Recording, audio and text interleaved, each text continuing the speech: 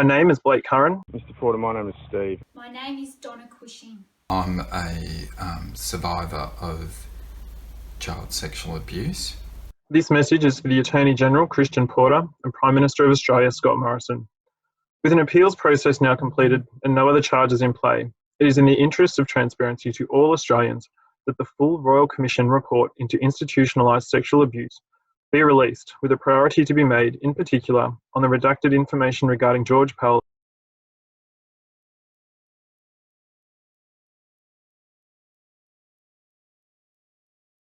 This is a photo of me and my father, Peter Curran, at my 21st.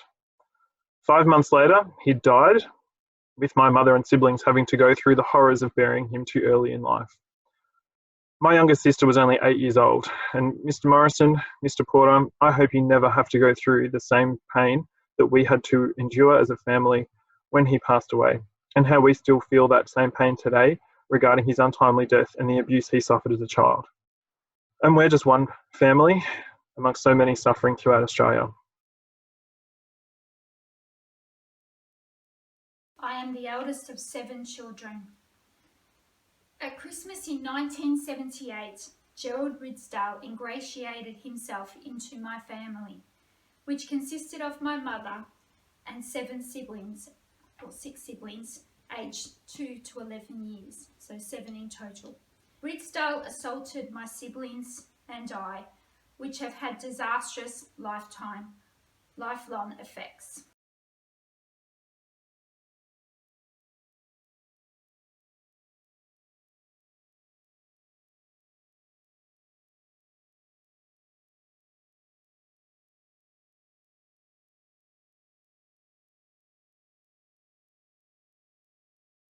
My younger brother Sean suicided at the age of 21 years. My next brother, younger, has attempted suicide 7 times. Mum constantly lives with the torment that she may lose her second son the same way. Many of us have suffered in many ways with our mental health due to Gerald Ridsdale. Our family is forever broken. I would personally rather take 412 days in jail rather than a lifetime of having to live with that abuse. And the only time that those memories and impacting my life is ever going to end is the day that I have my final breath on this earth. That's what survivors have to go through. It never ends, but every little step helps, and this is very, very important that this information is released to the public.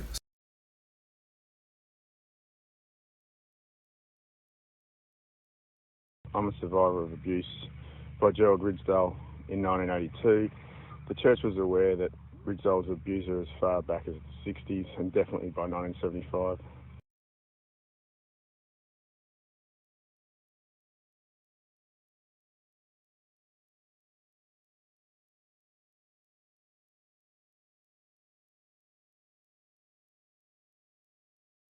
I'm urging you to immediately release the redacted sections of the final report from the Royal Commission into institutional responses to child abuse. This may help me get some answers as to who was involved in covering up that knowledge. More importantly, for the people, for the families of the people that aren't here to speak for themselves, they need some answers.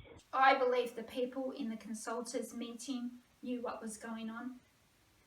Publishing this information will put the accountability where it belongs, on the people that had a duty of care and moral decency to have done what was right and protected children.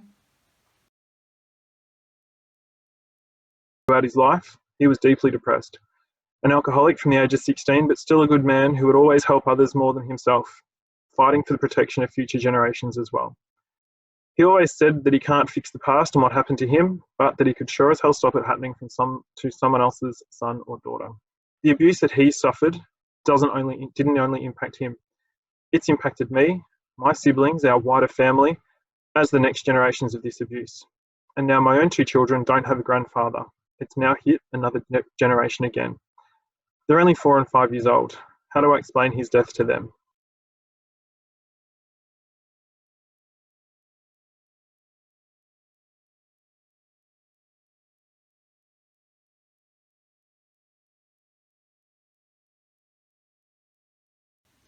We need the truth to come out to bring us peace. Peace will bring my family together. Help us to heal and be close again. Thank you. Please release this information if you have it. It will bring some closure as we have travelled a lifetime of pain. It's very important. It's for closure for myself, my family, and so many victims and their families throughout Australia and the world. This information is very vital. It needs to be released. Now I just want to say some words from my mum. She's 75 years old. The only basis for long-term healing is truth, and the only basis for justice is truth, because justice means truth for all, end quote. So okay, if he wants the truth, then let's have the Royal Commission's unredacted evidence. Then we will know the truth. The people, especially victims and their families, have the right to know the truth. That's what the Royal Commission was for. The Royal Commission reports need to be released without redacted material to ensure that no other victims suffer in silence like my father, and that they can feel courageous and brave knowing that their voices will be heard. I don't want any other child to bury their father or mother. I don't want any other spouse to lose a partner the way my mother did. I don't want any other young children like my own not to have a grandparent to see them grow up. I would urge you not to hesitate, not to muck around. Actions speak louder than words, and do whatever it takes quickly and efficiently to get that report out there so that people can make up their own minds. Thank you. For those that have died prematurely, and for their families and the wider communities that are still suffering, we need closure. We need that report. It is vitally important that for us victims and our families, for the whole truth to be revealed. Please stand up for us. Thank you.